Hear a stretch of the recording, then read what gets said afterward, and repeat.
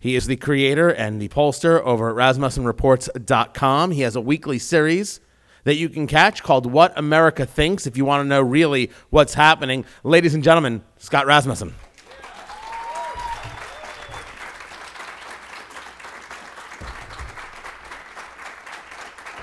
Well, thank you. Thank you very much. I have the unenviable task of my job is sometimes I need to tell you what's really happening, not what you want to hear. Sometimes it's what you need to hear.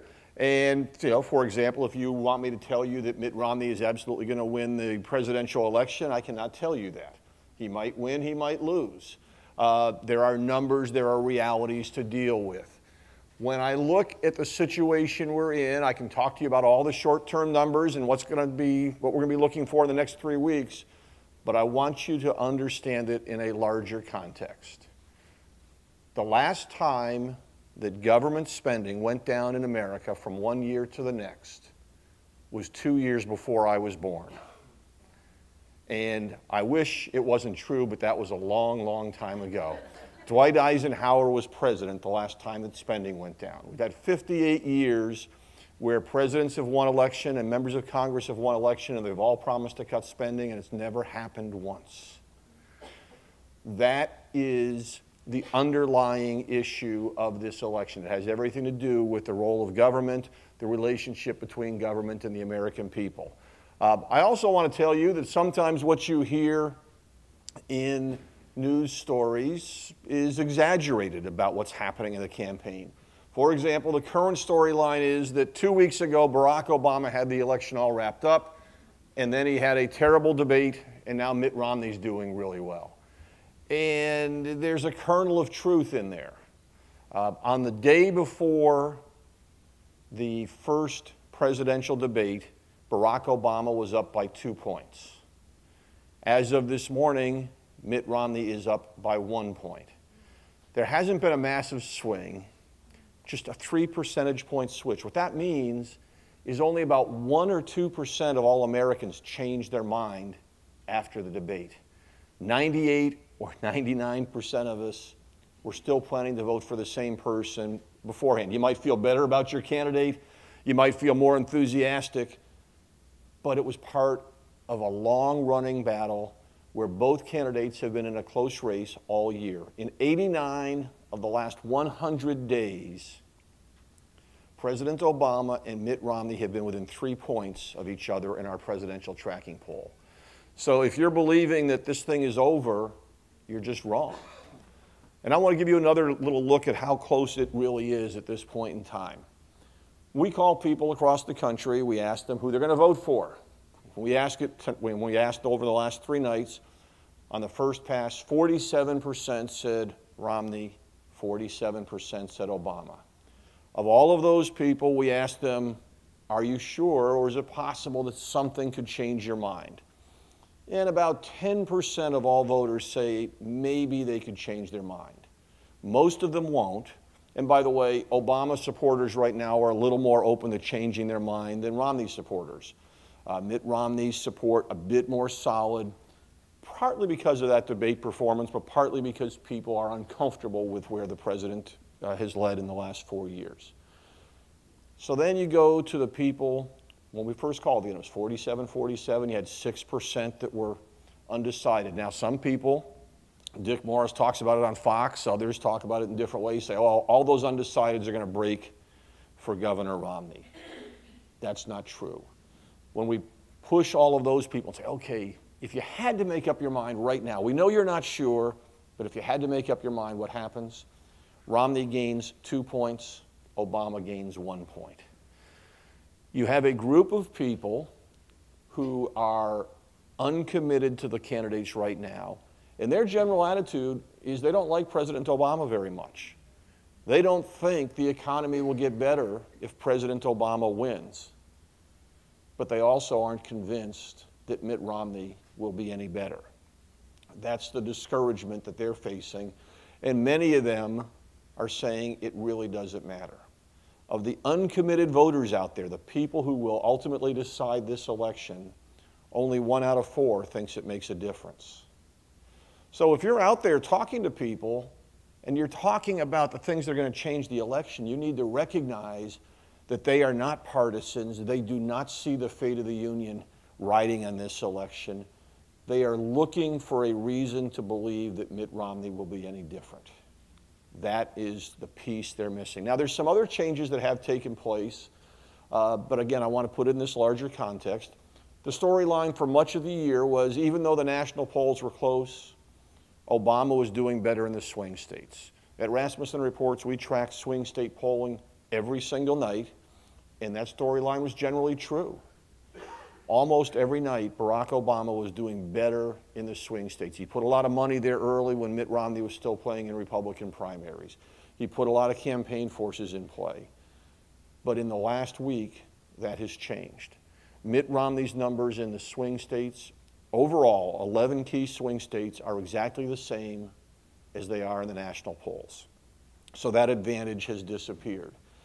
And to give you a sense of really how stable this whole process has been, and the fact that the campaigns are about fundamentals, not about last-minute campaign tactics, I'd like you to think back to January, which seems like forever ago. When we were writing about this campaign then and talking about it, we said it was going to be a close election because the president's job approval was around 47 or 48%. That means he's likely to get around 47 or 48% of the vote. We said there would be 4 states that would determine the winner: Florida, Ohio, Virginia, and North Carolina. Those are the 4 states that were key. 10 months later, the president's job approval was up just 1 point, and we still talk about those states as key. In North Carolina, Mitt Romney has now moved ahead by 3 or 4 points. If I had to guess, that is a state that is most likely to end up in the Romney column. In Virginia, the president was ahead consistently. That was one of the states he really worked hard in. Romney is now up 2 in Virginia. And we just released some brand new numbers. Mitt Romney is leading by 4 here in Florida. This is a state.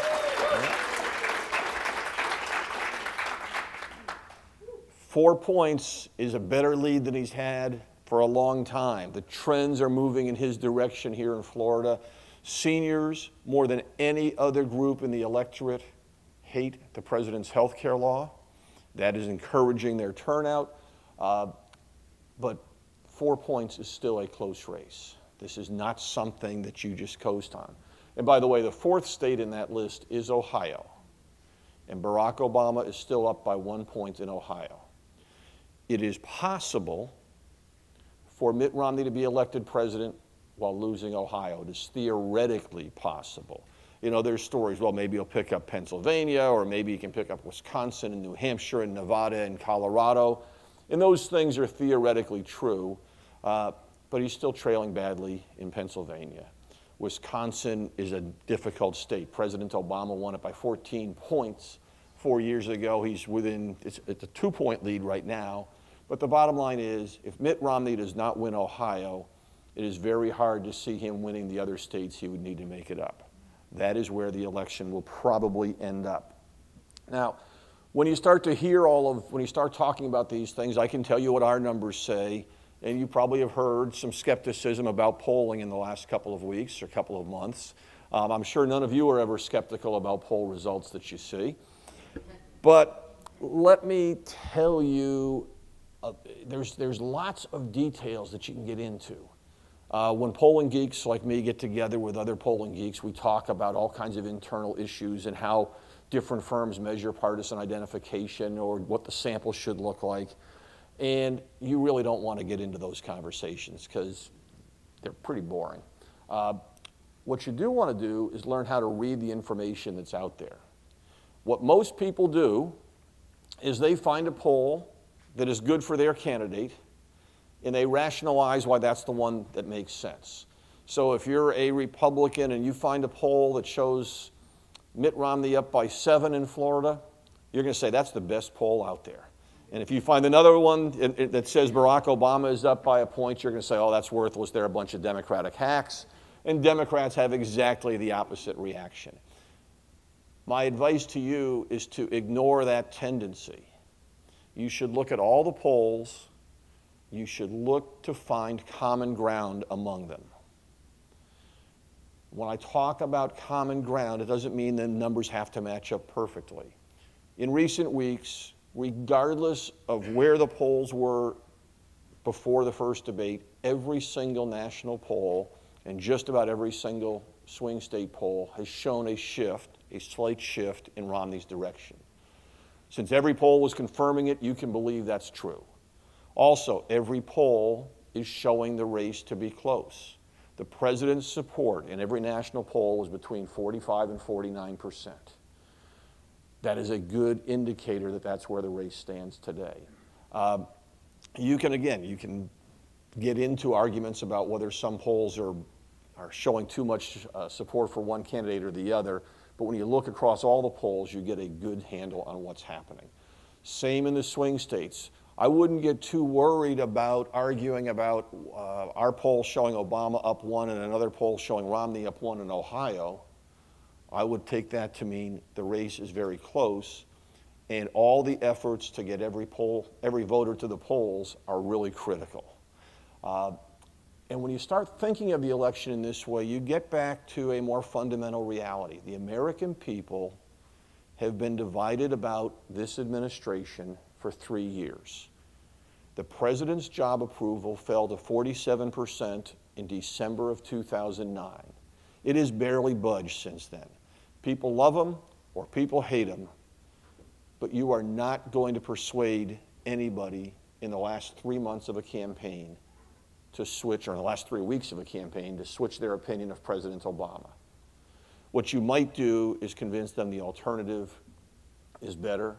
You might be able to tap into some other concerns that would cause them to vote for Mitt Romney, but you are not going to change anybody's basic opinion of this president. And going forward, I think there's another lesson in all of this.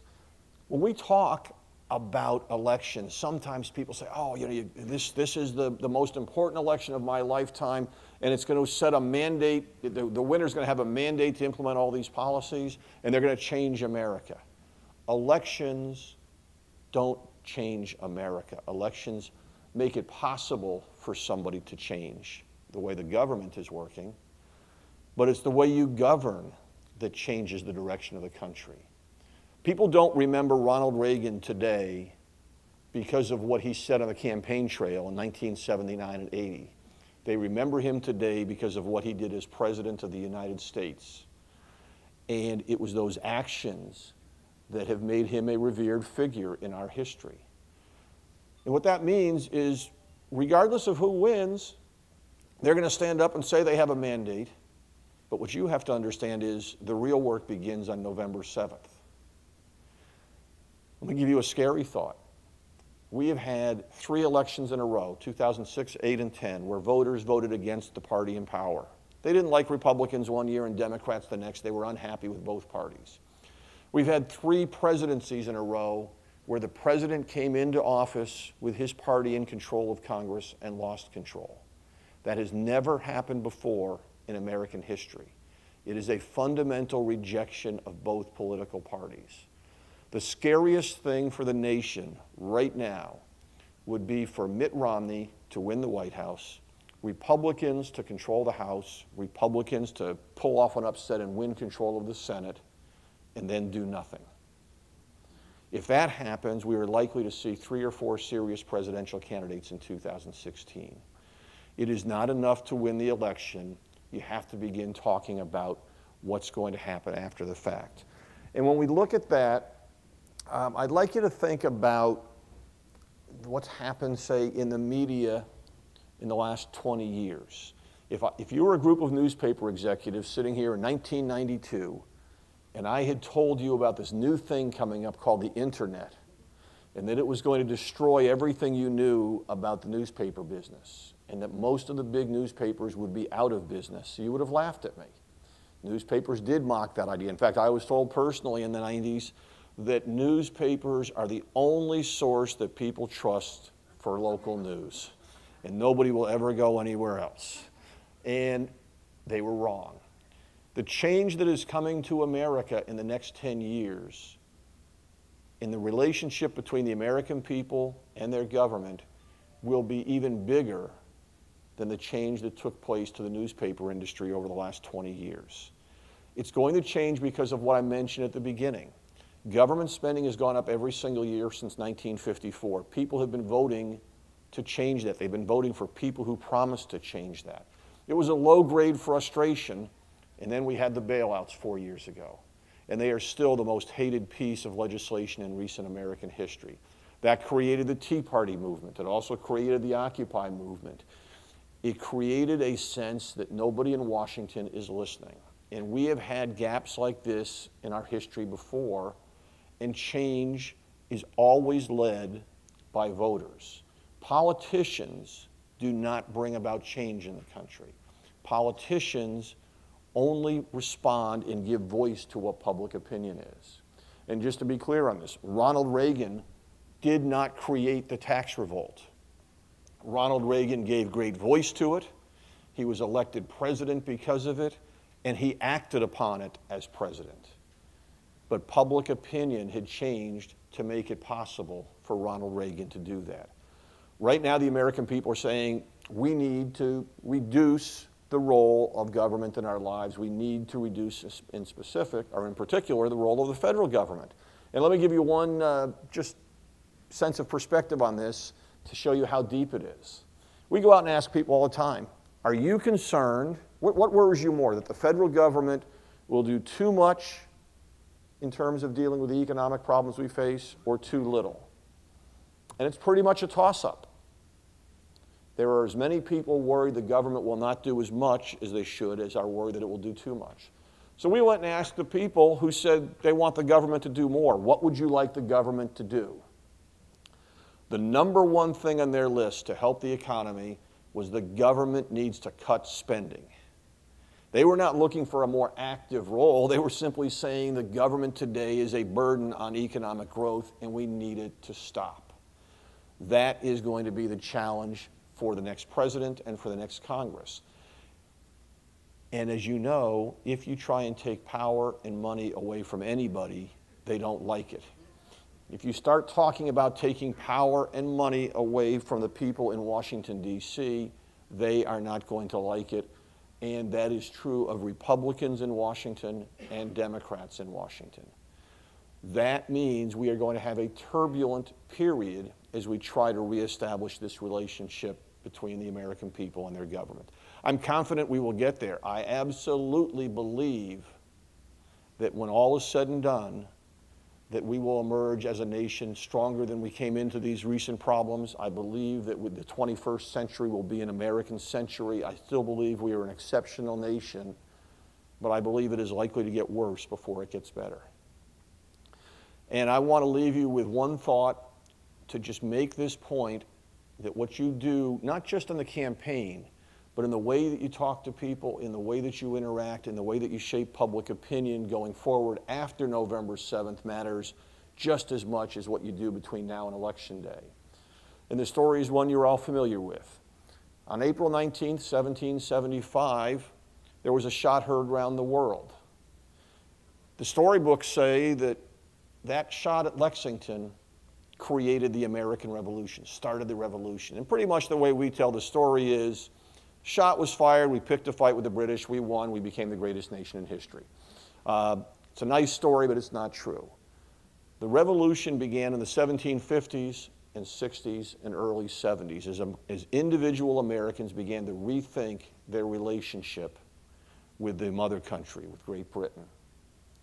There were a whole series of events that fired up the colonists.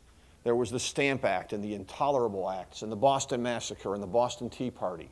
Any one of them could have started the revolution. We don't know why it waited until the events at Lexington and Concord, but it did.